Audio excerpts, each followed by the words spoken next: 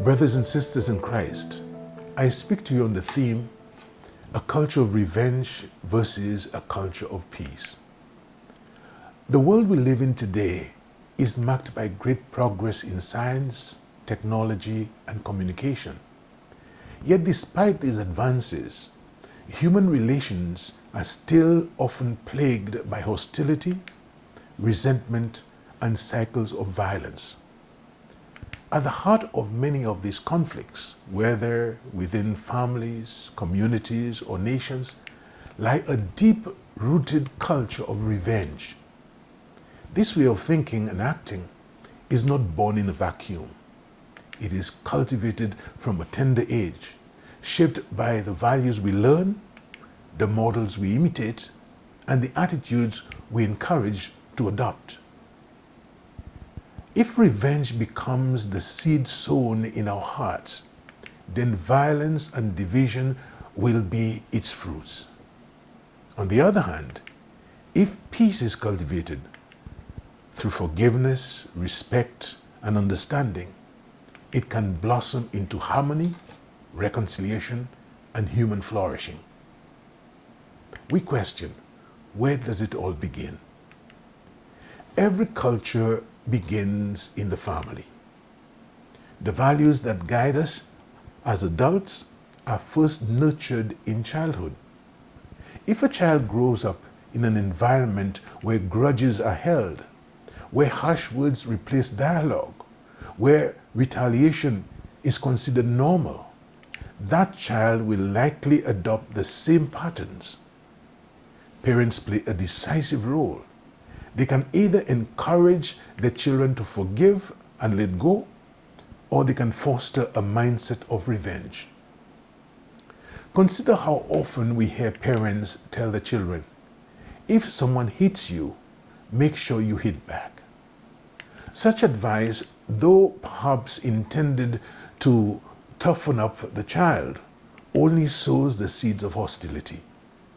It teaches the young mind that retaliation, not understanding, is the path to dignity. It reinforces the belief that strength is found in the ability to dominate, not in the ability to reconcile. The problem deepens when parents themselves model this behavior in public. For instance, when parents storm into schools to oppose teachers in the presence of the children, they do more than defend the child. They undermine the authority of education and implicitly teach the child or the children that disrespect is an acceptable tool of power. At the root of a culture of revenge is the inability to forgive. Unforgiveness festers in the heart and corrodes relationships. It manifests in family feuds that last for generations, in siblings who stop speaking to each other over inheritance disputes, and in communities torn apart by grudges. The tragic reality of battered women is another manifestation of this mindset, where domination, not mutual respect, defines relationships. The cycle of violence and revenge thrives. Women suffer abuse, children grow up traumatized, and men become trapped in a false notion of strength based on control and intimidation. All this stems from the failure to recognize the dignity of the human person.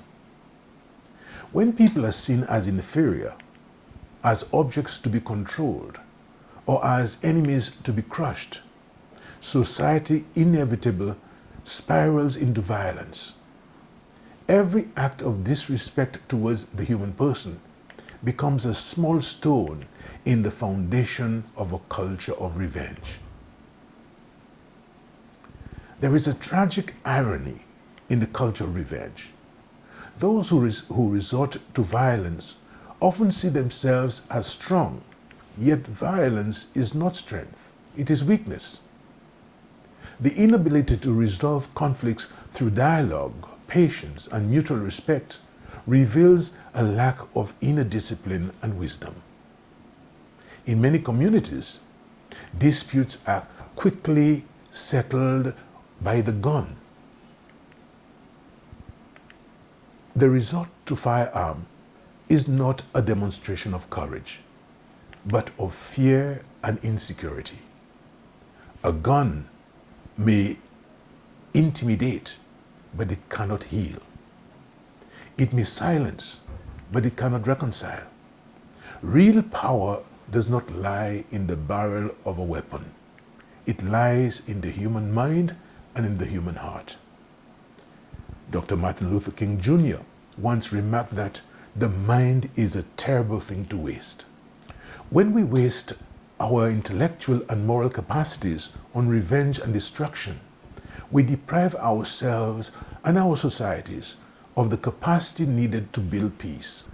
A truly strong person is not one who can strike back harder, but one who can restrain anger, forgive an enemy, and seek solutions that preserve life rather than destroy it. Working towards peace is not the easier path. It is, in fact, the harder road. It is not without basis that Jesus admonished his followers, saying, "Enter by the narrow gate, since the road that leads to destruction is wide and spacious, and many take it. But it is the narrow gate and the hard road that leads to life, and only a few take it." Matthew chapter 7, verse 13 and 14. Revenge is immediate and instinctive. It requires little thought, little patience, little virtue. Peace, on the other hand, demands discipline, humility, and resilience. It asks us to rise above emotions, to see the dignity of the other person, and to choose reconciliation even when it costs us our pride. Building a culture of peace begins with the family, but it extends to every level of society. In schools, teaching children conflict resolution, dialogue, and respect can counteract the seed of revenge. In communities, fostering dialogue and mediation instead of escalation can prevent violence. In nations, leaders who choose diplomacy over aggression pave the way for international peace. Peace is not passive. It is active and demanding. It requires justice, truth, reconciliation. It requires us to replace suspicion with trust, hatred with compassion, and fear with hope. The cornerstone of a culture of peace is respect for the dignity of the human person. Every man, every woman, and child is created in the image of God and deserves respect regardless of race, gender, social status, or belief. When this fundamental truth is forgotten, societies crumble into division and violence. Ancient empires fell not merely because of external enemies, but because they rotted from within, corrupted by injustice, inequalities, and disregard for the dignity of the people. The same fate awaits any society that builds itself on revenge, domination, and disregard for the human life. Only a culture rooted in respect for the person can endure and flourish. Transforming a culture of revenge into a culture of peace requires conversion at both personal and the collective level. Each of us must ask, how do I handle conflicts? Do I nurture grudges? Do I forgive? Do I encourage revenge? Or do I teach peace?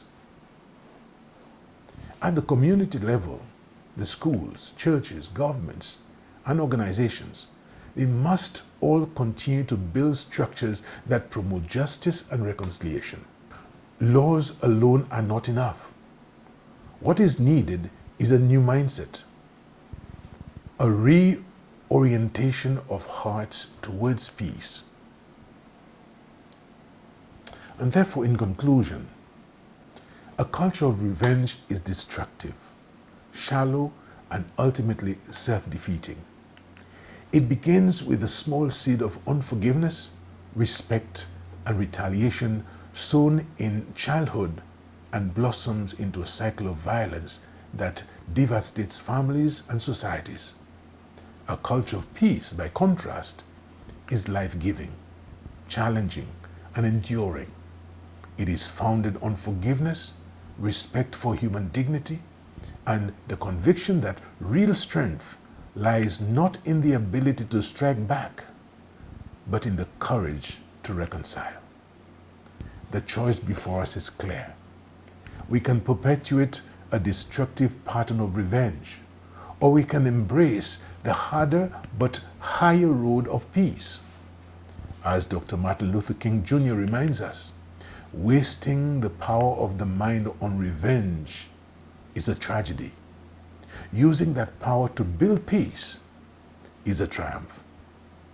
Let us then commit ourselves as families, as communities, to sowing seeds of peace, so that future generations may inherit not a culture of hostility, but a world where justice and love prevail. I thank you.